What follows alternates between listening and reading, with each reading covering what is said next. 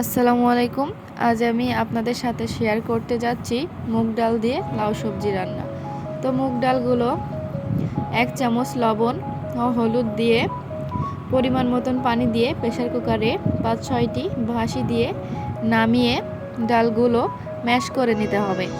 তারপর রান্নার জন্য প্যানে দিয়ে পরিমাণ মতো পানি দিয়ে অপেক্ষা করব বলক আসা পর্যন্ত। কয়েকবার বলক এলেই আমরা যে কেটে রেখেছিলাম লাউ ও কাঁচামরিচ এগুলো তুলে দেব।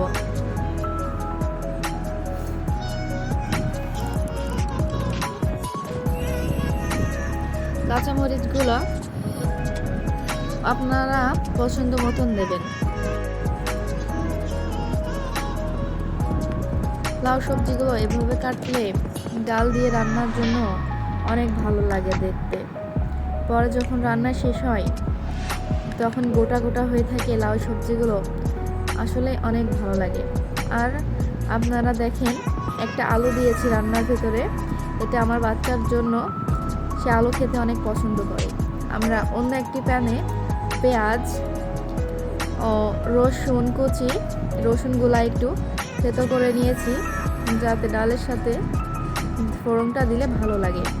ফোড়নের ভিতর আমরা এই যে মাঝামাঝি অবস্থায় রান্নার লাউ সবজিগুলো দেখেন কেমন বলক আসতে শুরু করেছে।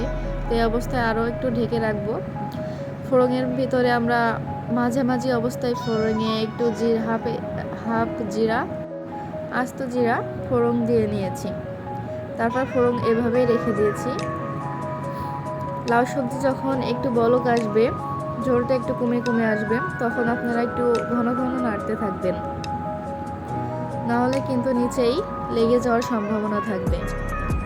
তো এই যে আমরা লাউ সবজি ঝোলটা যখন একটু কমে আসছে,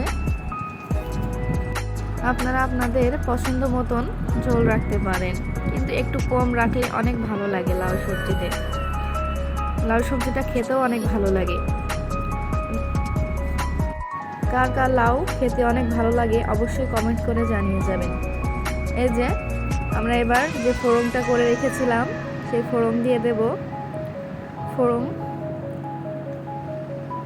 দিয়ে আমরা অল্প কিছুক্ষণের জন্য একটু বলক দিয়ে নেব।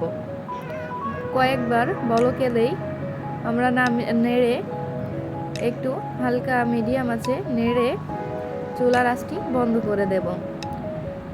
ফোড়ন দেওয়ার পরে বেশিক্ষণ জাল করলে লাউটায় যে ফোড়ন দিয়ে একটা ঘ্রাণ সেটা আর থাকবে না। এই যে আমাদের ফাইনাল ডাল সবজি রান্না দেখুন কেমন হয়েছে। সবাই কিন্তু দেখে মাশাআল্লাহ বলতে ভুলবেন না।